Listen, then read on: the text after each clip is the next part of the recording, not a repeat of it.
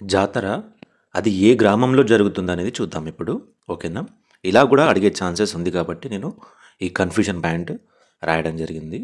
జాగ్రత్తగా చూడాలి. నాగోబా జాతర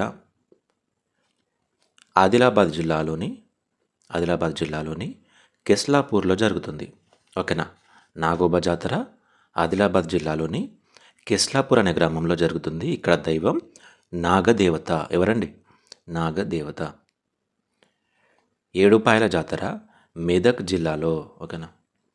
మెదక్ జిల్లాలో నాగసానిపల్లి గ్రామంలో జరుగుతుంది.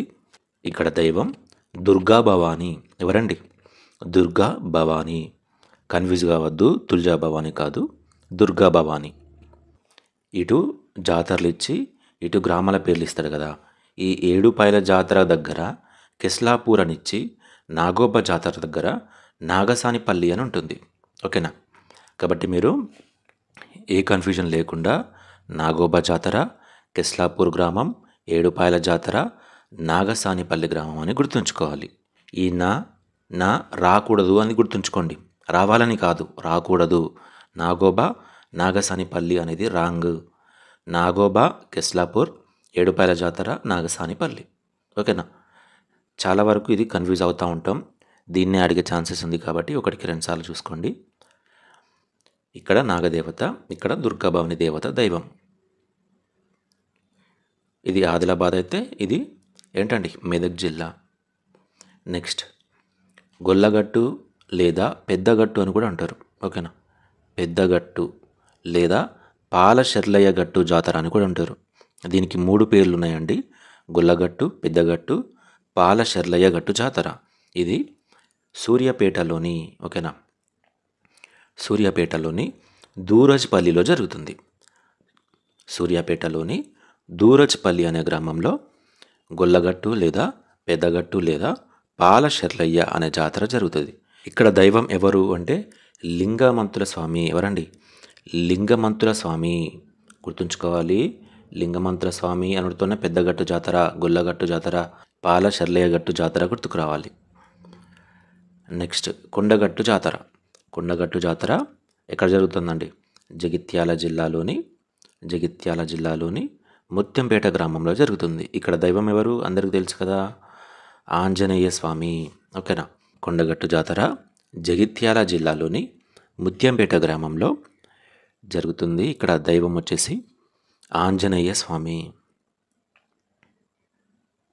నెక్స్ట్ సమ్మక్క సారలమ్మ జాతర మేడారం గ్రామంలో తాడ్వాయి మండలంలో ములుగు జిల్లాలో జరుగుతుంది. ఓకేనా?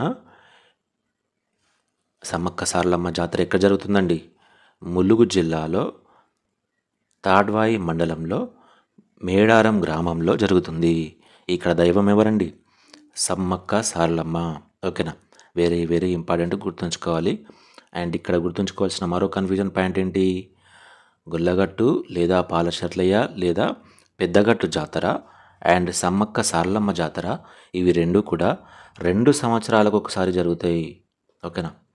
2 సంవత్సరాలకు ఒకసారి జరుగుతాయి. సంవత్సరానికి కాదు, ప్రతి సంవత్సరం కాదు. సమ్మక్క సారలమ్మ ప్రతి 2 సంవత్సరాలకు ఒకసారి జరుగుతుంది.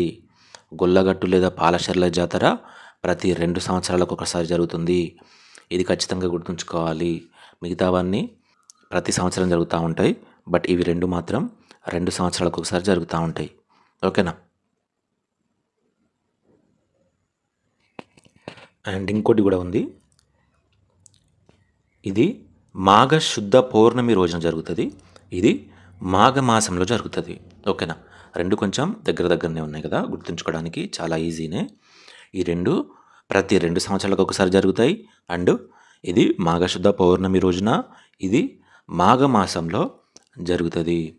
ఓకేనా? నెక్స్ట్ కురుమూర్తి జాతర మహబూబ్ నగర్లో. ఓకేనా? మహబూబాద్ కాదండి, మహబూబ్ నగర్లో అమ్మాపురం అనే గ్రామంలో జరుగుతుంది. ఓకేనా? ఆత్మకూర్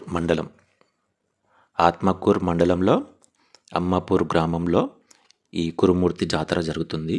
ఇక్కడ దైవం ఎవరండి? వెంకీమామ, వెంకటేశ్వర స్వామి. ఓకేనా? కురుమూర్తి జాతర అన్న, అండ్ అలాగే ఇంకొక జాతర ఉంటుంది, మన్నెంకొండ జాతర. అది కూడా మహబూబ్ నగర్లోనే జరుగుతుంది. ఈ 2 జాతరలలో దైవం ఎవరు అంటే వెంకటేశ్వర స్వామి. ఓకేనా.